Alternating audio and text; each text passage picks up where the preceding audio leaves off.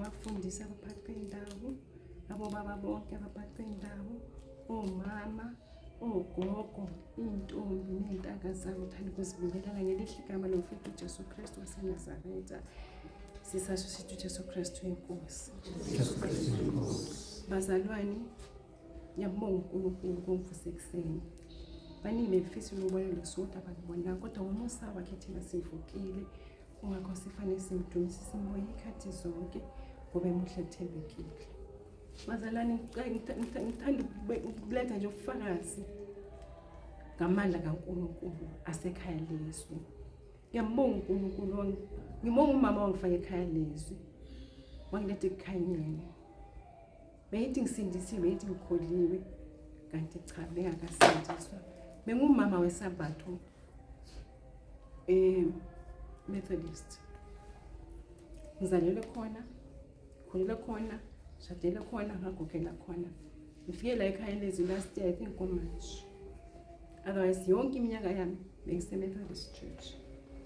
Bazalwane, solo ngafika ekhaya lezwi, impilo yami yashintsha kakhulu. Ngisho nakumndeni wami kwashintsha yazi.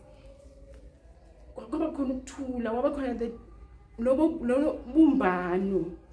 Because the minute ingena nje angazi nala ngihamba khona angazi ukwenza azathi untombazana iglory mama ekuwe. Uze umuntu athi hey yazi ngabona wena ngabona athi nje iglory. Ngithanda nje ukuphakamisa uNkulunkulu namandla akhe. Angisize ngasuki. Ngasuki. Noma ivunguvungu zikhona endleleni ngasuki. Bazalwane kumele ukubonga amandla kaNkulunkulu engiwabonile phakathi kwekhaya lami. Bengigulela umnyeni. Kube namhlanje nje ukukhuluma kunye. Bazalwane ngigulela umnyeni iviki lo from last week. U-asthmatic, une-asthma, une-bronchitis, une-pneumonia.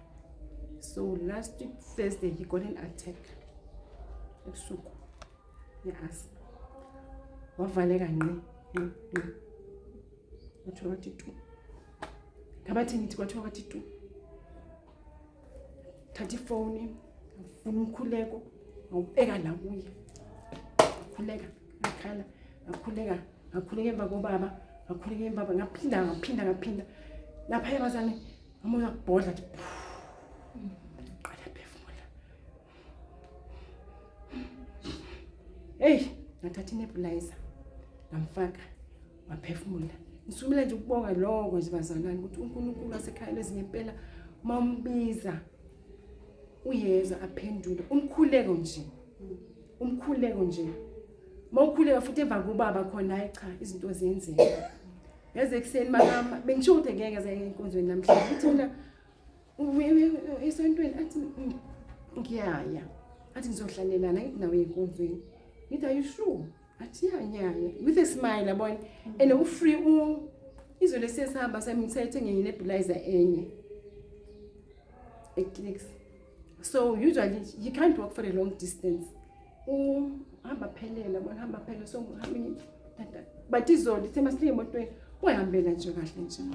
So ngemadlo une yabona bese nyama mathi yamba I'll do it bese ngilokhu sangena le clicks masingena wathola le yabona cishe manje ngoba uNkulunkulu emuhle makabaqala nje uJesu Kristu inkosi ithi nje uJesu Kristu inkosi hamba dikizela ithi Jesu abaningi basho ukuthi uphuzi kanti ayi manje uluza ibalance and akafuni ukutshengisa ukuthi ngempela ngiyahluleka ngivele ngithi uJesu Kristu inkosi uzomana uJesu Kristu inkosi.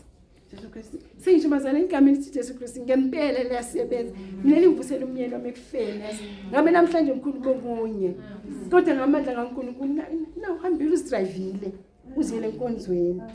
Ngifuna ukubonga lokho nje. Ngiyabonga bazalwane uJesu Kristu inkosi.